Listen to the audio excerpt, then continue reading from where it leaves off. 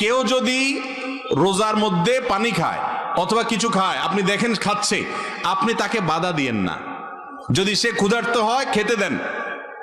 খানা শেষ হয়ে গেলে মোটামুটি পেট ভরে গেছে, এরপর বলবেন ভাই এবার থামো, তুমি তো রোজা আছো। কারণ ভুলে খাইলে সেটার কোনো হিসেব আল্লাহ নিবেন না।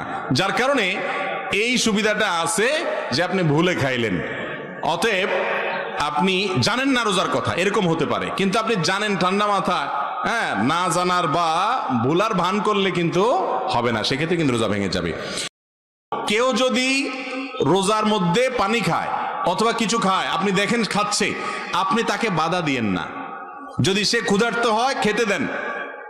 খানা শেষ হয়ে গেলে মোটামুটি পেট ভরে গেছে, এরপর বলবেন ভাই এবার থামো, তুমি তো রোজা আছো।